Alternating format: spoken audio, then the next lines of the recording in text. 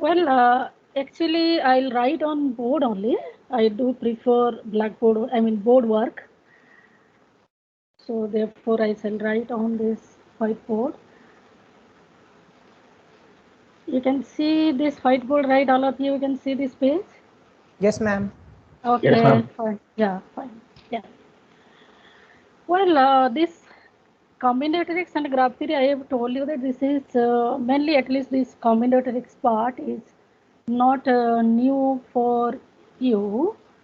Maybe graph theory might not have seen, but at least combinatorial problems you have seen earlier in your, I mean, during school and all. You have this permutation and combination portion, and otherwise also you know that in your daily life and all, uh, see, you must have used this, I mean, combinatorial concept somewhere or other, right?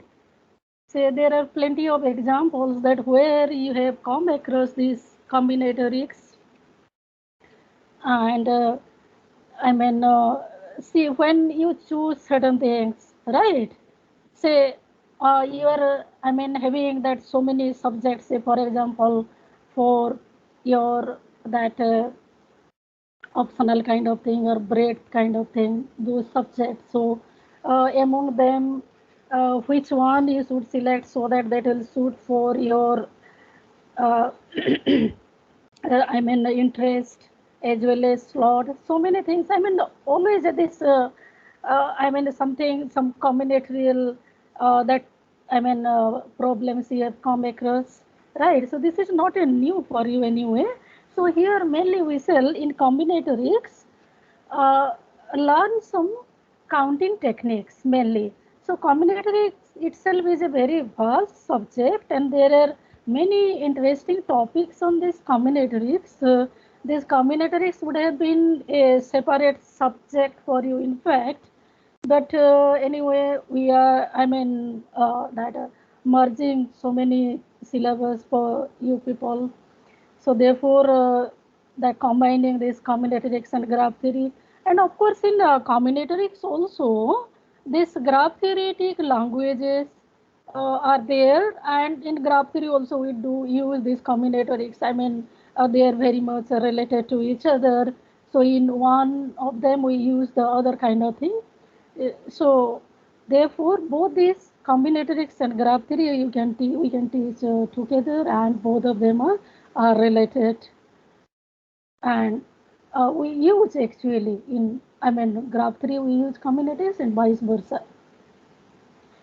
So for combinatorics mainly, although it is a very vast subject, we'll only cover those counting techniques here. We are interested for that. Otherwise, in combinatorics, there are so many other topics. Uh, so like those projective planes, finite geometries, and all that. All those topics we are not covering here in this combinatorics portion. So, in counting techniques, so that is also very important. Some of the counting techniques we shall learn here, and we shall start with very popular one. One of the popular counting technique or that principle, that uh, that pigeonhole principle. We shall start with this pigeonhole principle. This is mainly from this combinatorics part. So this. Well, here on this combinatorics part,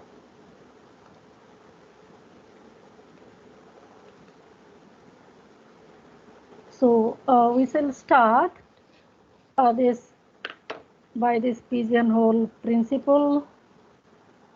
Wait a minute, just it is this pen.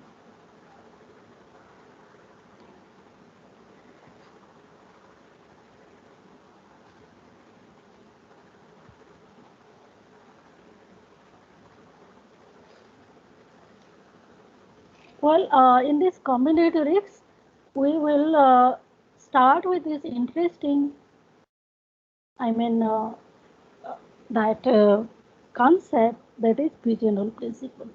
Well, This pigeonhole principle you must have also seen, heard that if you were preparing for some Olympiad problems kind of thing, then people do learn this pigeonhole principle. So, do you know this pigeonhole principle? How many of you know this? No, Most ma'am. of none of you. None of you. No, ma'am. Oh, really? Oh, okay, okay. I thought that you must be knowing this pigeonhole principle. Yeah, this is very simple one. I'll tell you what it is. Huh?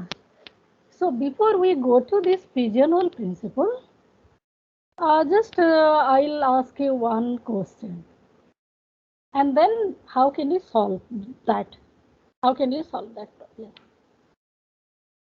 So can you prove that? So I'll tell that there are at least two people in our country who will have same number of hairs in their heads. So can you prove that? So what is the problem here? The question that I am asking here, that prove that, I'll ask you to prove that there are at least two people in our country who will have same number of hair in their heads. How can you prove this? Whether you will pick up each one in the country, everyone in the country, one after another, you'll call and count their heads. Hairs in their heads. You'll count their hairs in their heads. So this is not feasible. Ma'am, bald people all have same number of hair. Okay, uh, okay, that is true. But if there are no two persons, they are bald. Or okay, forget about those bald people. We'll consider the people who have at least, few hairs in their head, at least few hairs in their head. So how can you solve this problem? Whether you'll, pick, catch them and count their hairs in their head one by one. You cannot do like this, no, right? This is not a feasible. This way you cannot proceed. You will not able to solve your problem, right? So how to solve this? Can you think any other way? If the population is greater than the number of cases of different number of hairs in the people. Yeah, that is exactly the pigeonhole principle. Okay, that is exactly the pigeonhole principle. That we are using pigeonhole principle only. The pigeonhole principle is very simple one. This pigeonhole principle is very simple. Whatever you have told, that is exactly the pigeonhole principle. And although it is very simple one, it has lots of application. Applying this pigeonhole principle, you can solve many difficult problems actually. Although it is very simple one. Okay, so let me write down what is this pigeonhole principle, and then we'll solve. I'll tell answer of this question also. You have already told, but more. Using this pigeonhole principle, how can we get an answer of that question? And some more examples we shall see using this pigeonhole principles. Well, so pigeonhole principle is very simple one. Here, suppose there are there are m number of holes are there. Okay, this is just a common sense kind of thing. No? This is just a common sense kind of thing. There are m number of holes here. Okay, m holes are there here. And suppose n number of pigeons are there. N number of pigeons, they nest on these m holes. So and n is greater than m. Okay. N number of pigeons, they nest on this m number of holes. Then what is the conclusion here? The conclusion is that at least 2 pigeons will share a hole. You will find at least one hole where 2 pigeons will be there. So at least 2 pigeons will share a hole. M number of holes are there, n number of pigeons are there, and number of pigeons are more than the number of holes. So at least 2 pigeons will share a hole. This is just a common sense, right? You will say that this is just a common sense. Yes, this is just a common sense, right? And this is called actually pigeonhole principle. So whatever I have, explained there, we can write whatever I have told you. This pigeonhole principle is that if n pigeons, if n pigeons nest on m holes, and this n is greater than m, then at least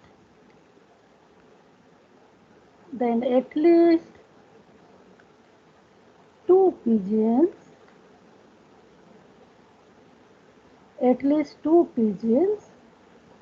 share a hole, right? This is what the pigeonhole principle. So it is just a common sense, you can say, and it is a very trivial statement, you can say, right? But this pigeonhole principle has several applications. Using this principle, we can solve many problems. Well, this pigeonhole, this principle, using this pigeonhole principle,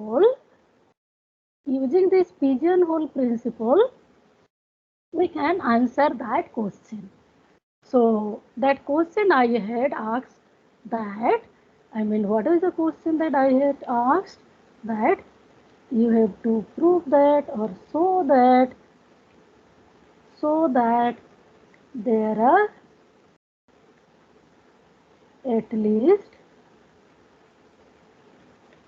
2 people in our country who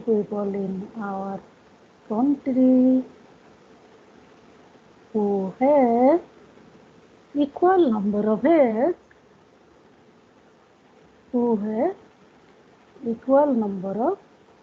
hairs, in their head.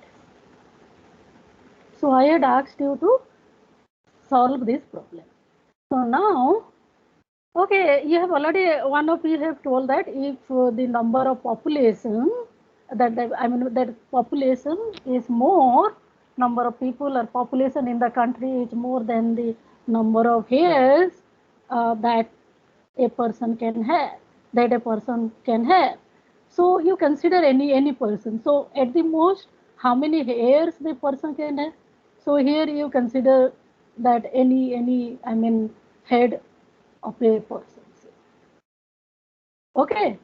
So maximum how many hairs this person can have? Maximum number of hairs. Do you have any idea about this? At the most, how many hairs can have one person in his or her head? 1 lakh. Only 1 lakh.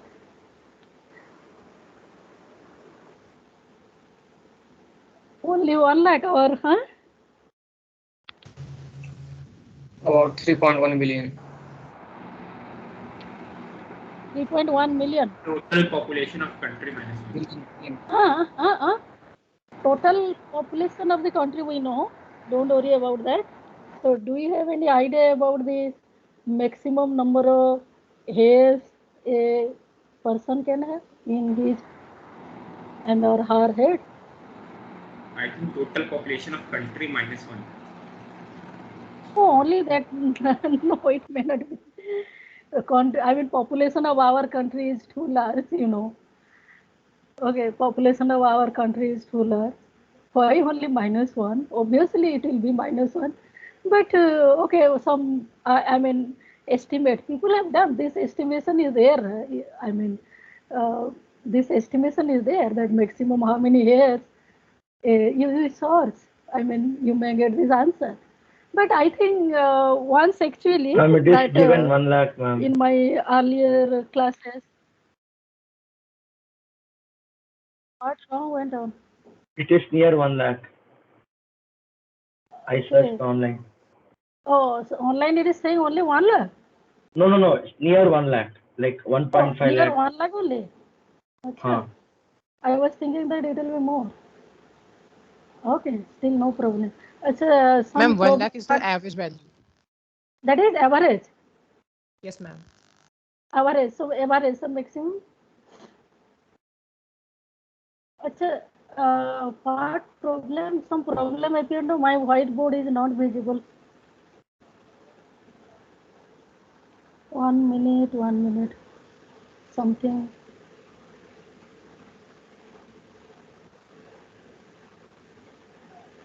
Something is.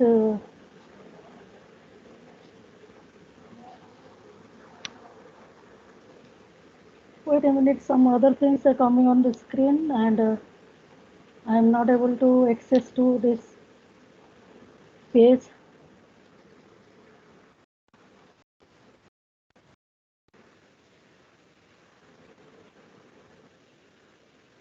Some Microsoft Teams का some problem is there.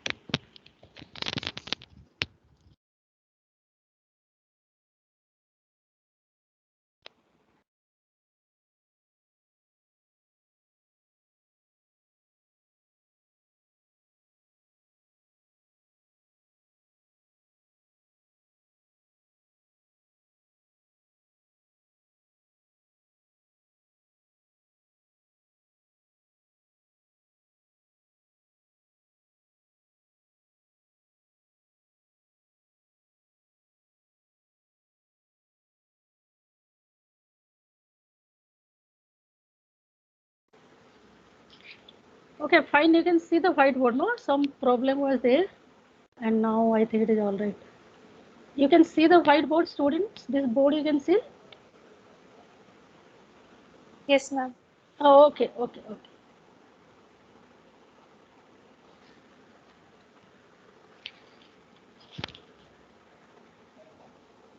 But where is it?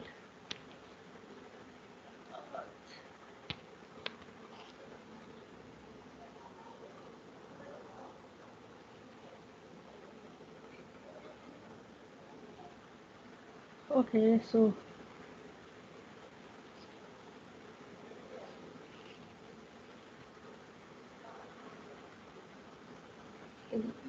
where is the cursor?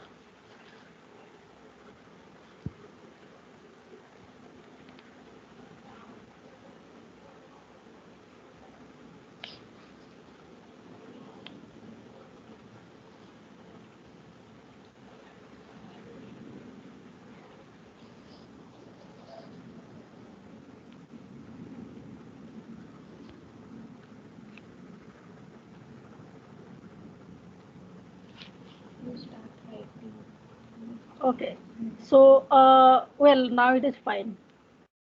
Some problem was there and I was not able to access this. Okay, so now this maximum number of hairs, you are saying that 1 lakh that will be. Okay, no problem. Even if you say that 20 lakhs, okay. So, I mean, so, I mean, you may take this maximum number of hairs, you may take 20 lakhs also, no problem. So, sometime, I mean, in some students, they were saying that it may be 20 lakhs also. Okay, let us take this with 20 lakhs.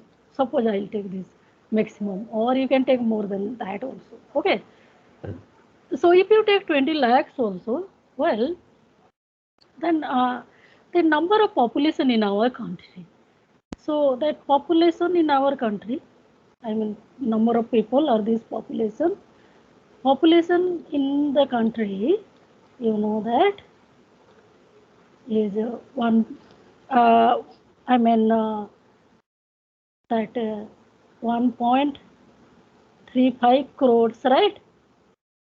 I mean 135 crores. I'm sorry, 135 crores.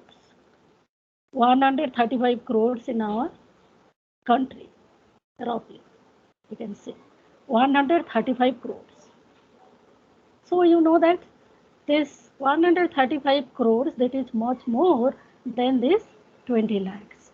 So 135 crores, I mean that you can take, what will take, which one will be among these two numbers, which one will be your wholes and which number is your PGMs?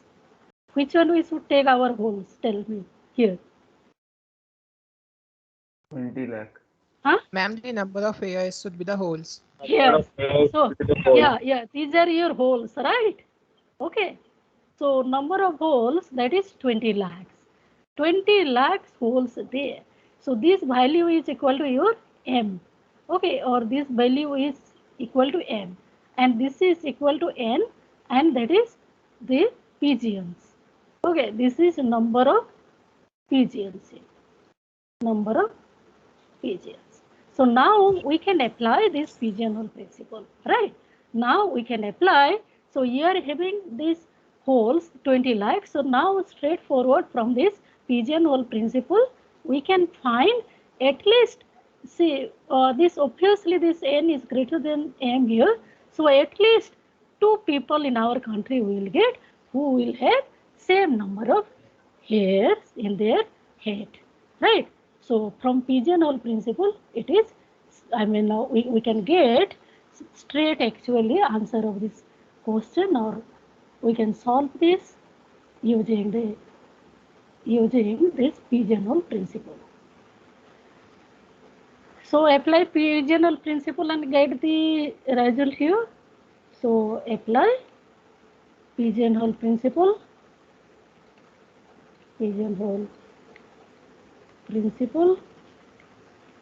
and get the answer.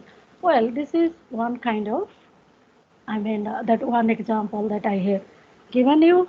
So like this, you can have, I mean, several problems you can solve. So you can say that in the institute, you can say that in the institute you can find at least 2 students, they will have birthday on the same date. They will have same birthday. I mean date of that. I mean that. Okay, that date means okay. So that you know that might be that okay 365 days are there, and you know that in the institute, I mean there are many students actually, some 10,000 students are there, and then you may consider actually that students who have all born actually on the same year kind of thing, among them you can consider. So, or you can say that at least 2 students are born in the same month, you can say. Even in your class also, just you consider this class. In your class, I mean you are roughly 80 students right now. So you will say that at least 2 students will have birthday in the same month. Okay, birthday in the same month, we can say. So that also using pigeonhole principle you can solve. Well, so there are, I mean, but thing is that here we have used this pigeonhole principle directly. So this may not be the case all the time. So we may have to, use a trick kind of thing to, that when should we use? That you have to find out how should you use, when should you use, then only you'll able to solve problem. So let us see some more examples here. Let us see some more examples. So first example is like this. Here I'll ask you to show that in every, here I am taking that a sequence of m positive integers. In every this sequence of say m positive, I am taking positive integers, say a1, a2 to am. There is a subsequence. There is a subsequence of consecutive terms. You understand by this consecutive terms, that is, in this form, say ak plus 1, ak plus 2, and ak plus say some p kind of thing. Okay, so this is a subsequence of consecutive terms. Understand? Subsequence of consecutive terms such that this sum of these terms ak plus 1, ak plus 2, ak plus p is divisible by m. Is divisible by m. Well, here see what is this? This problem is saying. Let me explain actually. Suppose I'll take any sequence of positive integers. Let me take 5. Arbitrarily I'll take some 5 numbers. Say randomly I'll take that 2, 6, whatever way I'll take. Say 1, I'll take 3, I'll take. So I'll take say 7. So randomly I have taken actually a sequence of 5 positive integers, whatever way I have chosen. Okay, so here I have taken 5 positive integers, m is equal to 5. Then we'll find, you will get, some consecutive terms here in this sequence, some consecutive terms. Okay, whose sum will be divisible by 5. Some consecutive terms. Okay, definitely we'll get. Consecutive terms, some consecutive terms whose sum will be divisible by 5. So here you see this, okay, straight I am getting 3 and 7, okay, their sum is divisible by 5. Well, you are saying that I have taken 7 here, that is why I could get directly the answer. So instead of 7, suppose I will take 8. Okay, I will take 8, suppose I will take. So whether you are getting still a consecutive, sequence of numbers, this term sequence. Take all the terms here. All the terms now, huh? All the terms. Yes. Now sum of all the terms is divisible by 5, right? So definitely we'll get that some consecutive terms here whose sum will be divisible by m. So how to prove this? How to solve this problem? How to solve this problem? Well, so here we shall follow a technique like this. The technique is that I'll consider these numbers. I'll take this sequence is a1, a2 to am. Huh? This number I will consider a1.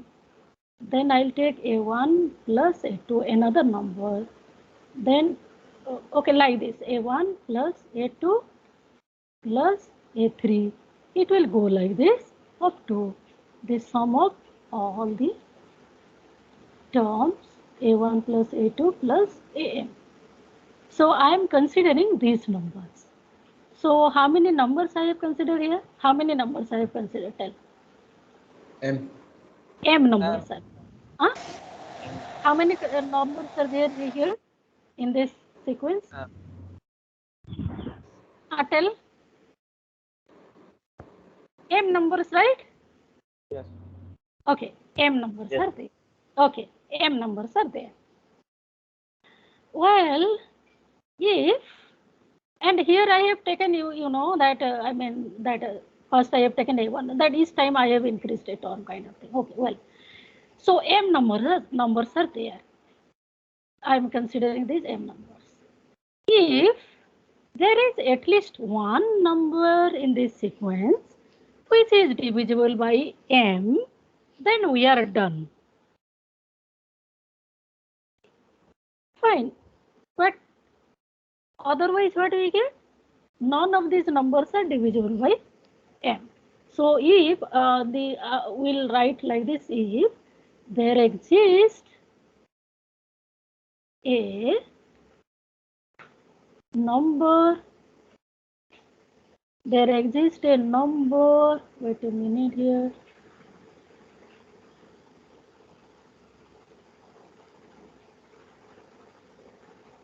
Okay, if there exists a number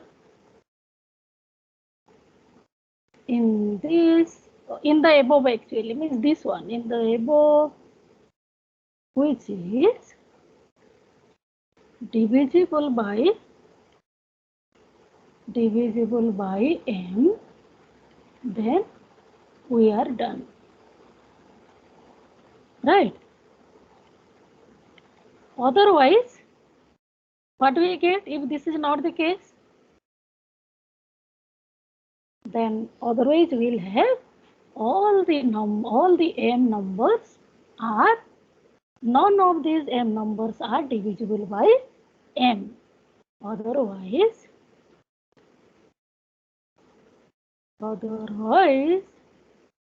none of these numbers are divisible by M, right?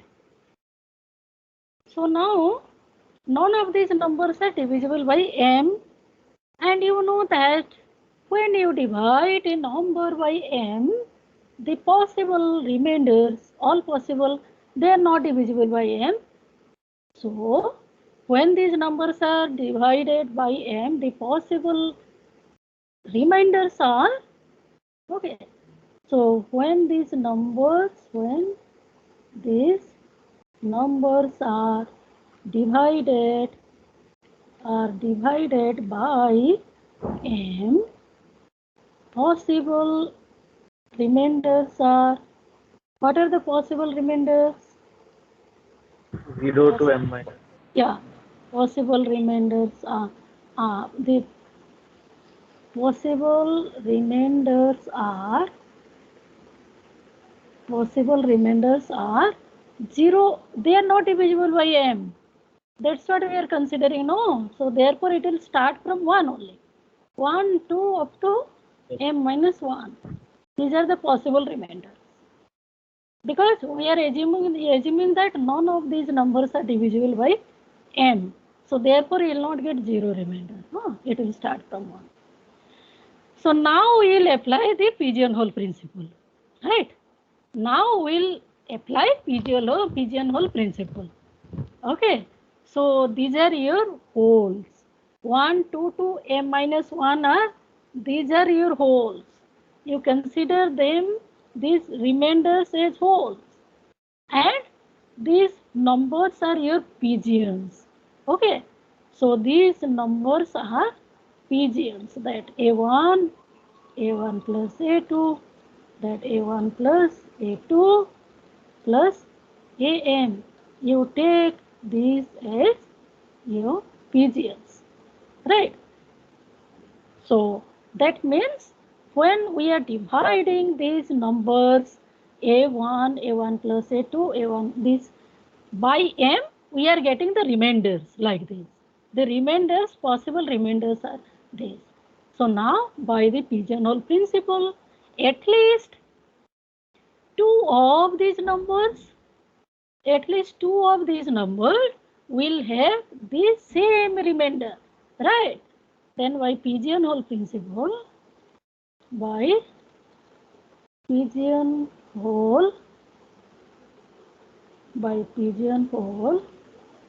principle, there are at least two numbers. There are at least two numbers which have the same remainder.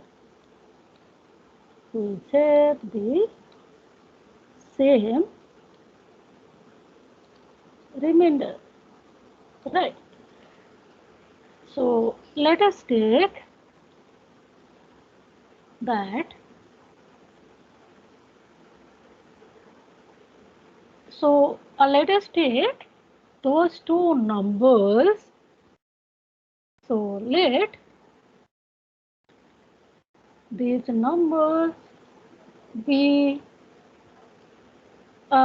suppose I'll start that, okay, all these numbers are starting from this A1, A2, say up to AK, and another A1 is this A1 plus A2 plus AL, say, okay, with L is greater than K, with L is greater than K. So these two numbers have the same remainder, right? So that means this number we can write when you divide by M. So you are getting the remainder, say MQ1 we can write it like this, plus R, and this number we can write when we divide by this, so Q2 is quotient, say, and plus R. I mean the remainder is same, right? The remainder R is the same here. So now if we'll subtract this, I mean A1 plus A2 plus AL, from there if subtract the other one, that A1 plus A2 plus AK, you subtract this. So on the other side you are getting M times Q2 minus Q1. You are getting like this, right? So now this left hand side you will get that L is greater than K we have taken, so the terms you will get A K plus 1 up to AK here. I mean you are having somewhere here AK, so up to this it will get cancelled, and the remaining AK plus 1, AK plus 2 up to AL you will get. So that is actually multiple of M. Okay. This is multiple of M. So that means M divides this sum. Okay. That M divides this sum. AK plus 1 plus AK plus 2 plus AL. It divides this. Understand? So it is alright that this is how we can use the pigeonhole principle. So the important thing is that how do you use the pigeonhole principle? Okay, when you should use, that you have to think over. Then only you will able to solve this problem. It is fine, or any doubt? If anyone is having any problem that could not understand anything or any doubt, it is all right. Yes, ma'am, clear. Okay, very good. So second one I am taking, second example. Okay. So let S be a set of 6 positive integers. Say I'll take S be a set of 6 positive integers. 6 positive integers. Integers whose maximum is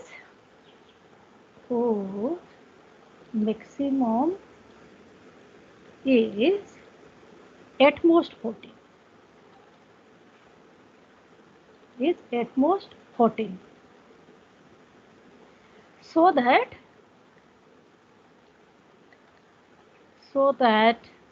the sum of all the elements. So here I'll what I'm considering is this, so that the sums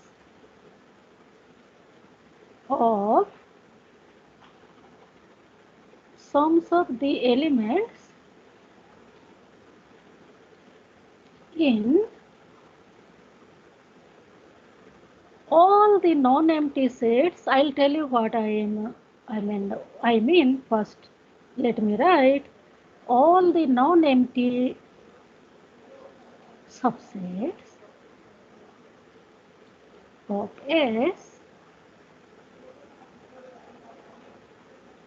cannot be distinct.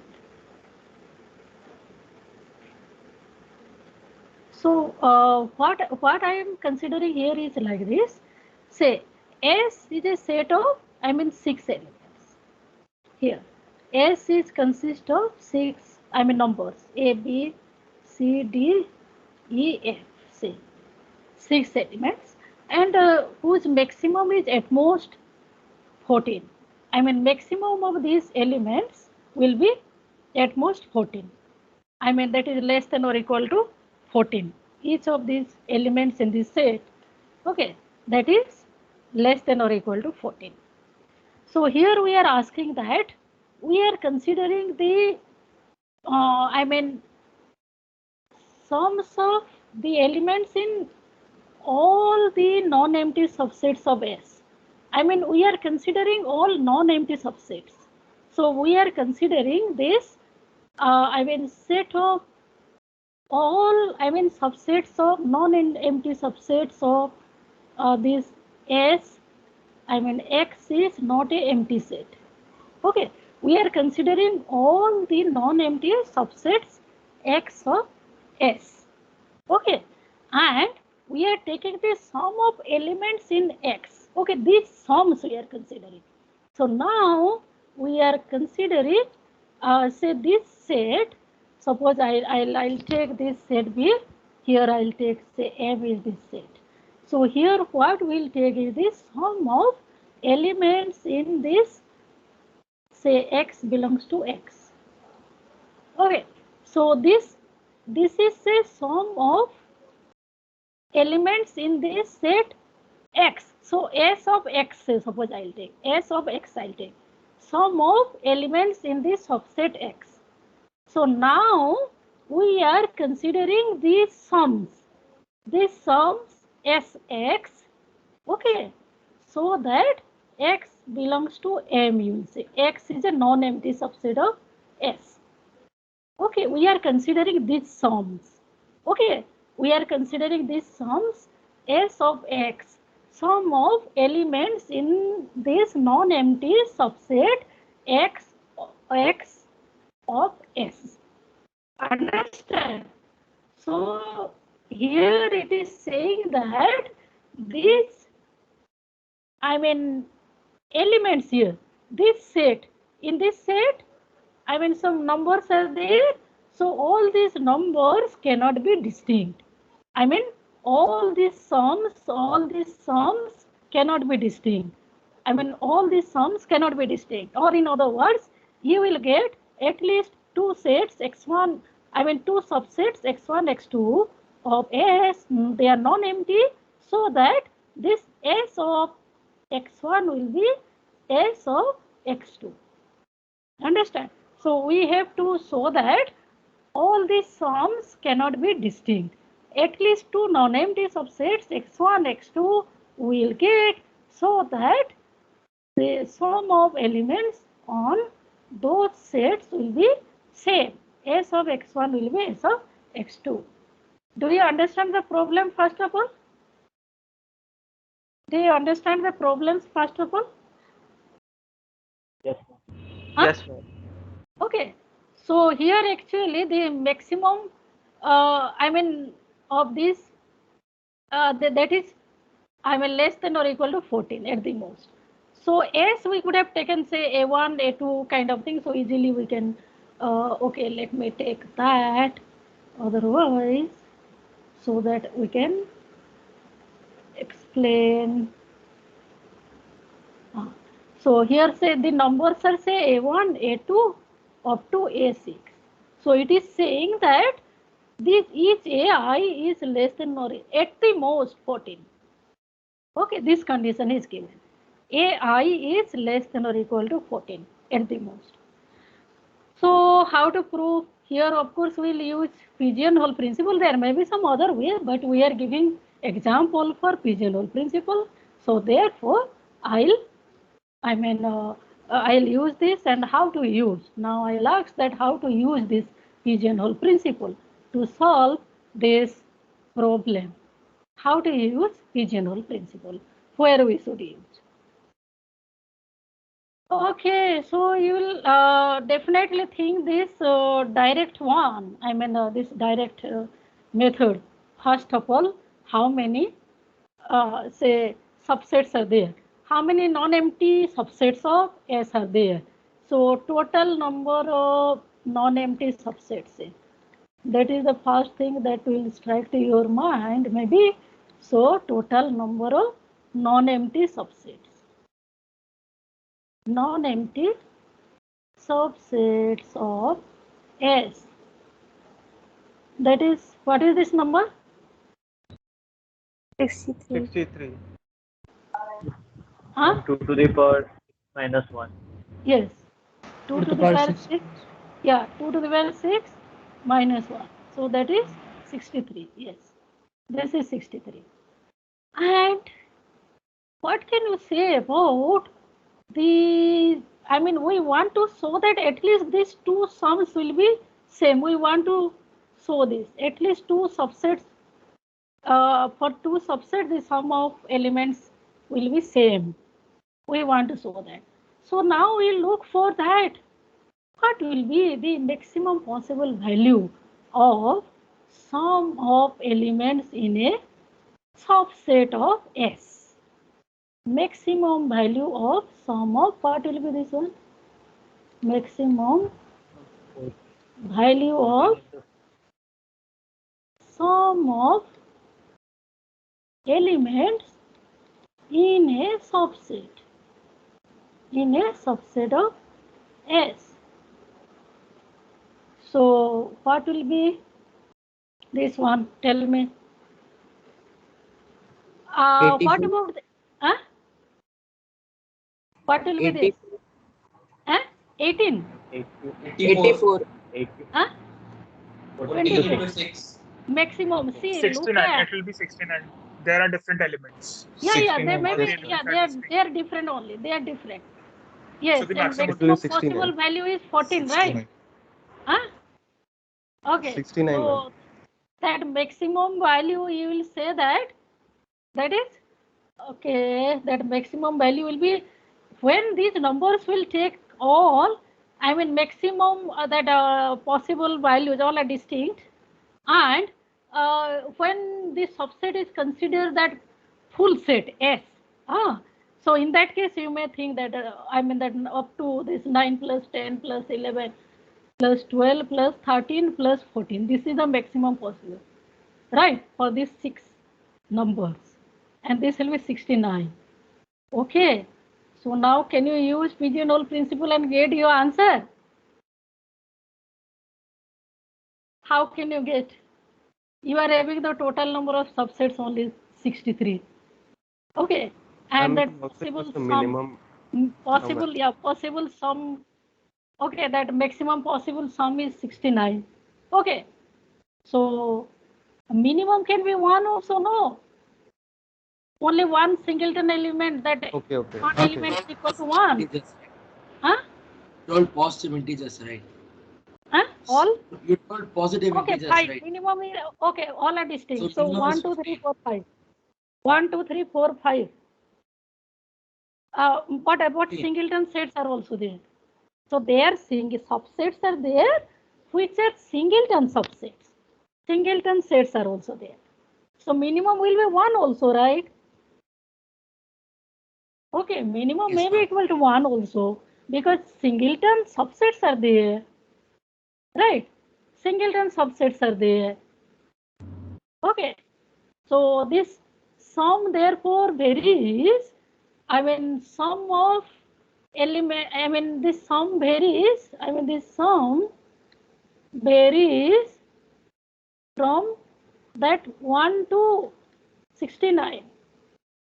So we cannot Ma'am, use, ah, what we can do is like we have to take the region of the maximum minimum sum of a subset of like of a ah. subset. So like in this case that we are getting a 69 maximum, the minimum sum that we can get is 9. So that range actually is 60. Why So minimum will you will get 9? Why minimum will get because 9? because to achieve a maximum sum of 69, we are using the last 6 integers, that is 9, 10, 11, 12, 13, and 14. So the minimum sum would be of a singleton set, that would be of 9. Okay. So So the, then in short, yeah, actually directly we cannot use here, and we have to look at some other, I mean, way, some other trick we have to apply, right? Some other trick we have to apply. So what trick we can apply? So we cannot use pigeonhole principle directly. Okay. So directly pigeonhole principle cannot be applied. So here we'll not get the answer using pigeonhole principle. Okay. So I mean, using pigeonhole principle in this stage, that using pigeonhole principle will not get answer here. We'll look at using pigeonhole principle cannot get the answer. So we have to look at for some other way here. Well, okay, your idea is all right, but there is another easy way to look into this.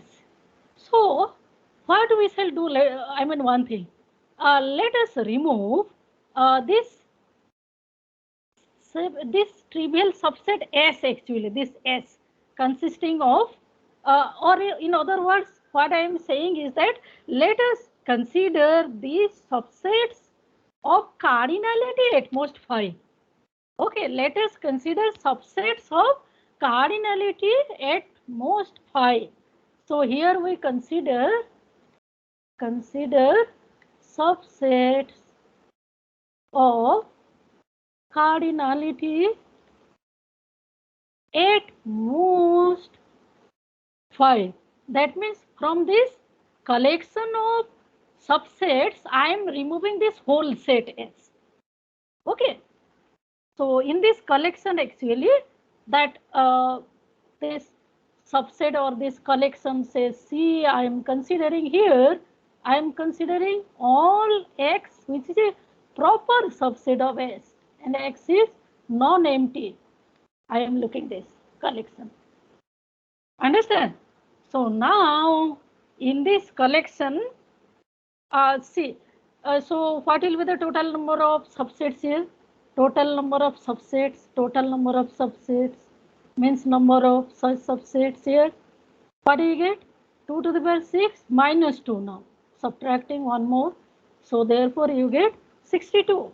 And what will be the maximum, I mean this sum here, maximum sum of elements in a subset, in such a subset. So here now you have this maximum value of 60. sum of elements that will reduce. Okay, sum of elements in a sum of elements in a proper subset of S. We'll say that in a proper subset of S. What do we get now? You'll start from this 10, right? 5, no. That proper subset will have only maximum 5 elements. So therefore 10 plus 11 plus 12 plus 13 plus 14. What is this sum? 60. Okay, this is 60. So now we can use pigeonhole principle, right? So you are having the total number of subsets is 62, and that possible sums are 60 possible sums are there. Okay, so possible sums are 60, right? Possible sums are 60, that 1, 2 up to 60. So these are your wholes, and that subsets, you will look at those subsets. Okay, subsets of cardinality at most 5. Among them, actually, we are getting subsets of cardinality at most 5. At most 5. So they are, 62 in numbers. They are 62 in numbers.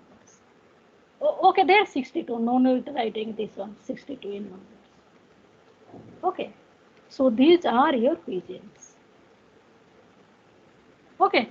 So at least 2 subsets by pigeonhole principle, at least 2 subsets will get here in this collection C, so that sum of elements in those subsets will be same by pigeonhole principle. Now we apply pigeonhole principle and get the answer. So therefore you have to be, careful and carefully think where you can use this pigeonhole principle. Ma'am, can you please explain the point again where like you have counted the number of subsets as 2 raised to the 6 minus 2? Yeah. So here apply pigeonhole principle. Let me complete this. Okay. Which point here? Here you are asking? This 62, huh? Yes, ma'am. Yeah. This one, huh? Okay. So here what we are looking is that we are looking all you can say that proper subsets. All proper subsets. Okay. All proper subsets means in this collection will not include the whole set S. S is not included. Okay. This is actually proper subsets. All proper subsets only. Understand the meaning of this proper subsets? Empty set and whole set S are not considered. So therefore, from this total number of subsets, we are subtracting 2.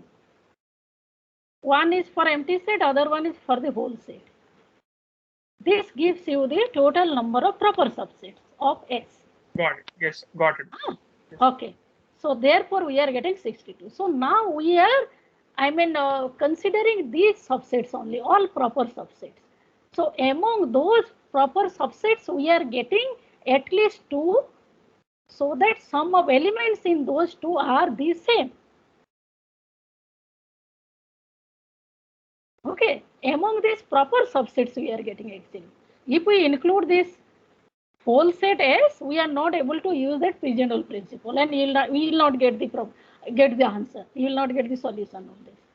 So when we are looking at the collection of all proper subsets, then we are able to apply pigeonhole principle and getting our solution. Okay, it is clear? Yes, ma'am. But how can we justify that it will work for a whole set, like including the how can we justify? Like you proved it for only whose cardinality is at most 5 now. So how can we justify it for the cardinality at most 6? Cardinality? At most 6, like if we include the last subset also, like whole set as a subset.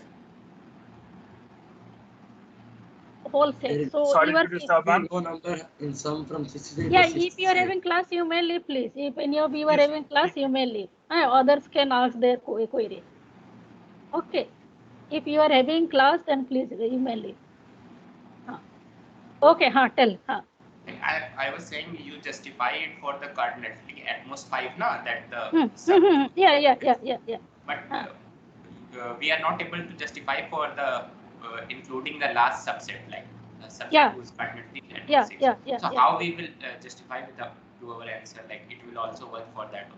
Justify for what? Or you will say that how can we think about this situation, you can say. Justify, justify means what? Justify means here proving kind of thing. See, look, we are able to get a just you have to prove that at least you will able to find at least two subsets. Sum of elements in those subsets will be same. Okay, so we are getting that. Well, so thing is that when you are including this whole set S, okay, whole set S. So definitely in that whole set S, I mean whole set S, that has the maximum possible sum actually. This whole set S definitely that has maximum possible sum. Okay, and because of that, see, we are trying to use this pigeonhole principle, and because of this whole set S, that I mean the number of holes that is increasing than the number of subsets, right? And that is I mean, of course, this you can say that if you reduce this somehow will reduce this maximum possible sum, and that should be less than the total number of subsets. So how can you make that? Then only you'll use pigeonhole principle. Okay, so I mean, here we have got the sum, maximum possible sum is 69, and somehow I mean, if we just remove only one set S, okay, that full set, then we are able to reduce this possible sums actually. So total number of possible sums, and that, okay, this is the whole idea actually. If we want to pigeonhole principle, you have to create that kind of situation. Okay. Yes. Okay. So any other query?